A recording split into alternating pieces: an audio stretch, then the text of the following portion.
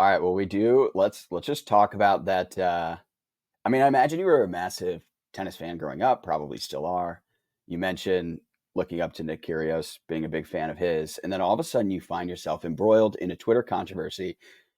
You like solo, like not a single other pickleball person was defending you. Just going like one versus infinity, just Andy Roddick, Nick Kyrgios, James Blake, the list goes on of people just shitting on your tweet about what was it? It was I'll read it, but it was basically like pickleball requires more skill than tennis. That's That was in the ending summary. line. That was the ending line. Yeah. Yeah. Pickleball has made me a much better athlete than tennis ever did.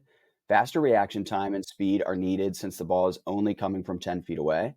Point for point, pickleball requires more skill than tennis, which I think is a relatively mundane tweet. Right? Like you can have your opinion on that, but for whatever reason, man, you really set off the tennis world.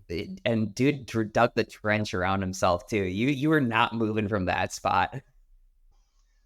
I don't think a single pickleball player defended me. Like not even Yeah. one. Like No, you were everybody in alone. person was like, "Man, that's a great tweet. I loved it." Everything like that. But online, just nobody wanted any of the fire. So I wrote that tweet right before North Carolina, like, and I had a match, and I woke up and I was like, "Oh, like I'm thinking about how I'm, the best athlete I am right now because of pickleball." I was thinking like that morning, it was like this, like I'm the best athlete I've ever been right now, and that's because of pickleball. And I go to write a tweet, and I usually don't think about the tweets I make too much. You make so many tweets, you can't think too much about one. And I write it, and I think I write pickleball is harder than tennis. And I look at that line, and I look at this tweet, and I'm like, where pickleball is right now, it's not harder than tennis, just because tennis is like a longer match than pickleball. You've got like a 3-hour tennis match, and you've got a 30, 45-minute pickleball match, maybe an hour or so.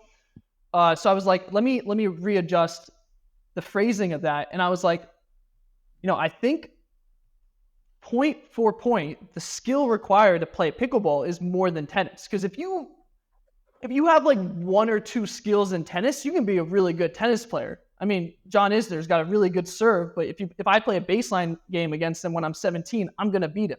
That's a bold statement, but I'm not kidding. Just just feeding the ball, it's gonna be close. But if you add the serve, he's gonna kill me. So, he's got one really good skill, and if you have a big serve and a big forehand, you can be a great tennis player. If you have a big serve and a big forehand in pickleball, you're not gonna be a really good pickleball player. You need a fully developed game. You need to be able to drive and drop. You can't just drive. If you just drive, you're never gonna win against great players.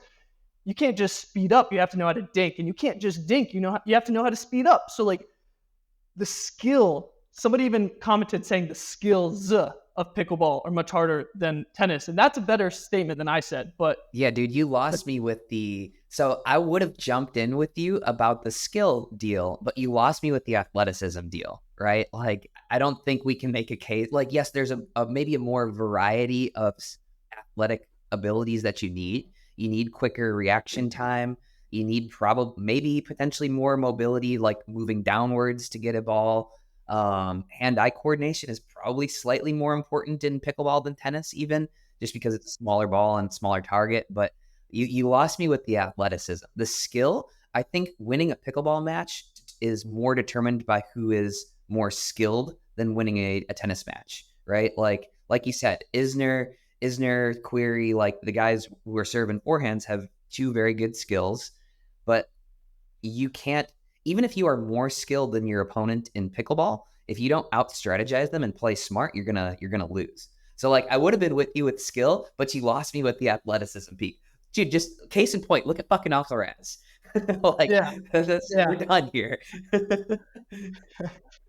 I mean, good point. I think the athleticism thing was more for me, and it was kind of it was what got me thinking about the tweet. And also, if I didn't say that, if I just said pickleball requires more skill than tennis, would Nick Kyrgios and Andy Roddick, Blake, all be like attacking me for the statement. Maybe not. So like you gotta poke a little bit. I love it. Yeah. Love it. I like when you see like, oh, you get that notification and you're like, oh, like I got a response, and then you see like Nick Kyrgios. What's your knee-jerk reaction? Is it like heart drop, oh shit? Is it laughing? Is it like excited, this is awesome? So that whole week was crazy. And like I said, I was writing the tweet in my car before I played, and I didn't look at the tweet for about 24 hours. I didn't even go back on Twitter because I That's awesome. write the tweet and I'm done, like whatever. Posting notes, baby. And the reason I found out about what was happening was I went to play a match the next day, because the first day was Wednesday was warm up, and then Thursday I'm playing a match. And somebody comes up to me, he's like, bro, your tweet is hilarious. I'm like, oh, like, thanks. You know, like one of like the 5,000, 10,000 people that see the tweet, like want to say something to me.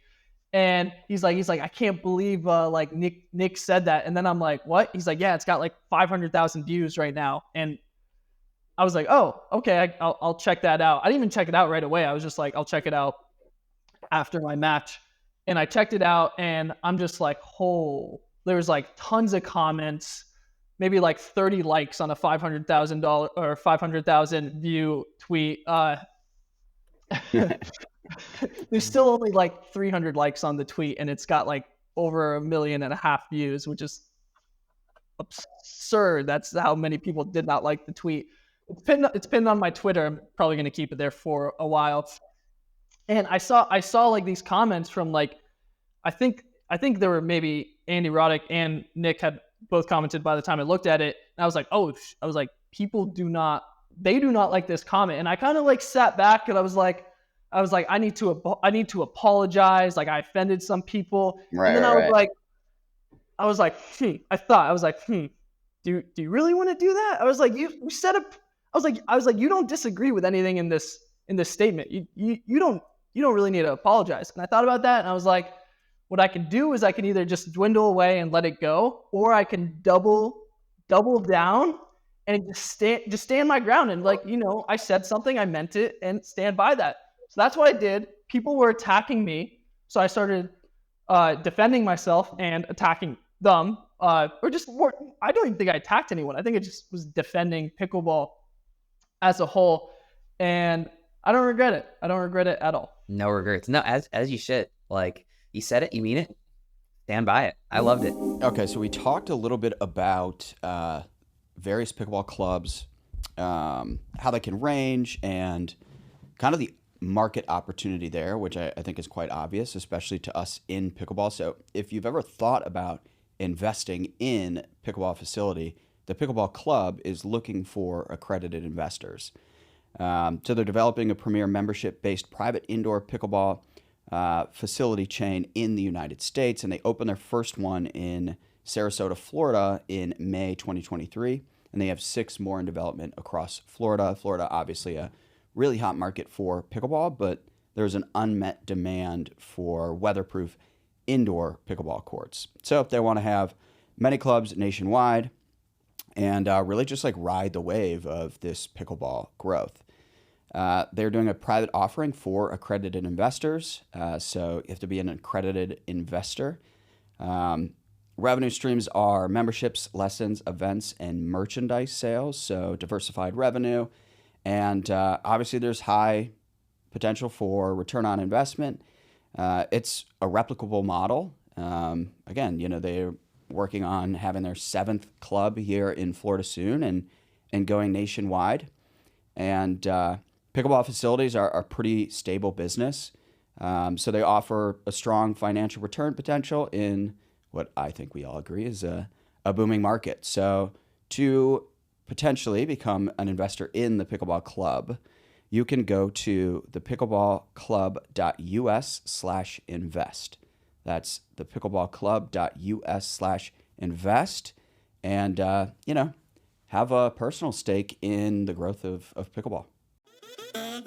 Yeah. I'm not gonna lie, darling, has gonna